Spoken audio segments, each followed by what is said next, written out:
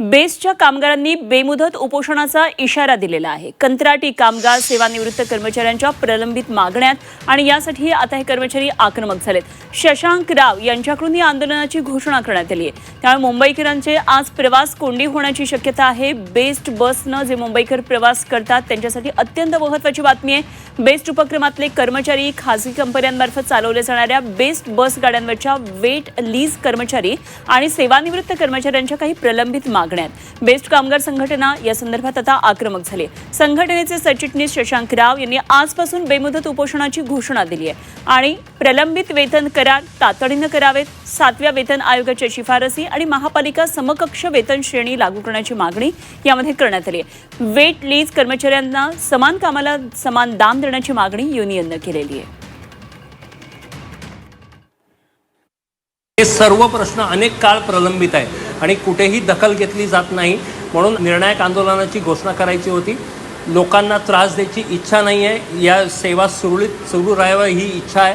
म्हणून best workers युनियनचा सरचिटणीस या नात्याने सकाळी 11 वाजता म्हणजे 18 तारखेला सकाळी 11:30 वाजता बेमुदत उपोषण सुरू करणार आहे। जाऊया पुढच्या बातमीकडे। बातमी याच संदर्भातली। मुंबईमध्ये बेस्टच्या खासगीकरणाचा घाट घातलाय का अशी चर्चा सुरू झाली, कारण 22 आगारांच्या खासगीकरणावरून आता राजकारण तापायला सुरुवात होतीये। आज मुंबई मनपाची विशेष सभा आहे आणि प्रस्तावावर आज चर्चा होणार आहे।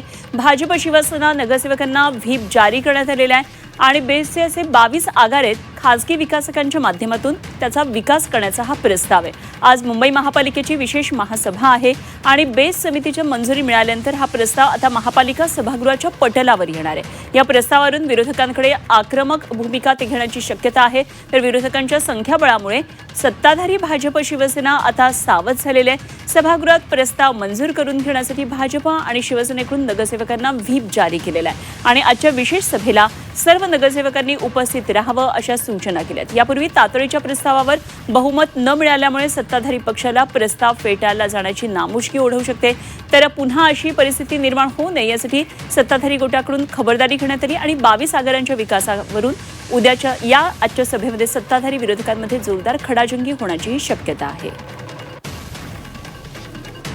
प्राधान्य दिलंच पाहिजे। बेस्टची प्रवाशांसाठी जी एक उत्तम सेवा जगामध्ये मुंबई बेस्टची आहे ती टिकली पाहिजे, परंतु त्या ठिकाणी आर्थिक गणित BSTचं थोडं दोलायमान आहे आणि अशा वेळेला ते आर्थिक गणित नीट त्या ठिकाणी करण्यासाठी जर काही उपाययोजना होत असतील तर त्याचं स्वागत केलं पाहिजे, परंतु त्यामागे जर पूर्णपणे खाजगीकरण होत असेल तर ते चुकीचं राहील।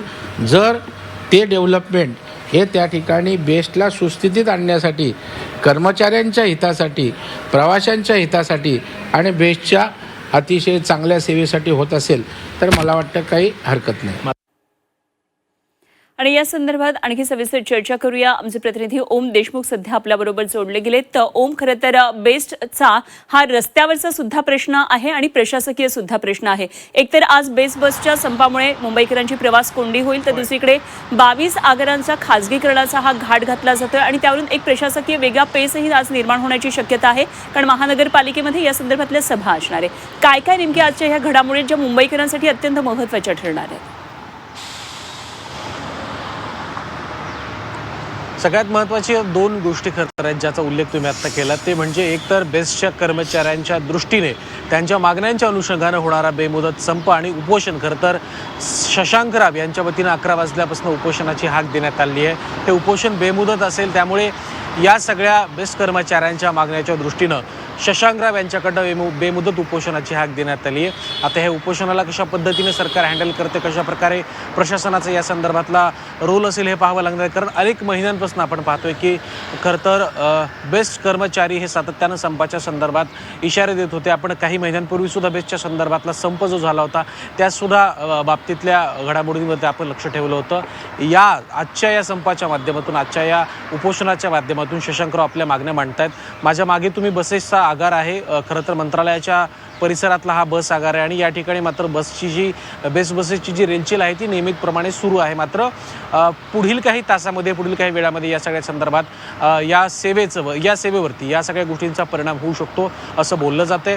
दुसऱ्या बाजूला बेस्टच्या संदर्भातली महत्त्वाची अपडेट म्हणजे खाजगीकरणाचा जो घाट प्रशासनाच्या वतीनं बेस्टच्या वतीनं घातला जातोय, त्यावरून सुद्धा महापालिकेच्या महासभेमध्ये मोठा जोरदार गोंधळ होण्याची शक्यता आहे. आपण पाहिलं असेल की खरं तर राज्य सरकारकडच्या परिवहन विभागाकडनं सुद्धा राज्यातल्या काही आगारांच्या जागा या खाजगी विकासकांना देऊन त्याचा विकास करण्याच्या संदर्भातला प्रस्ताव पुढे आणला जात असताना दुसऱ्या बाजूला बेस्टच्या 22 जागांची खरं तर 22 आगारांमधल्या शेकडो कोटींच्या, हजारो कोटींच्या जागेंच्या संदर्भातली किंवा एकंदर आगाराच्या खाजगीकरणाच्या संदर्भातली जी काही हालचाल प्रशासनाच्या वतीनं आणि सत्ताधाऱ्यांच्या वतीनं केली जाते आणि ज्याला एक प्रकारे दोन्ही गटाच्या सदस्यांना, नगरसेवकांना व्हीप देऊन यावरती शिक्कामोर्तब कुठेतरी सत्ताधाऱ्यांनी केले की आम्हाला हे खाजगीकरण हवंय.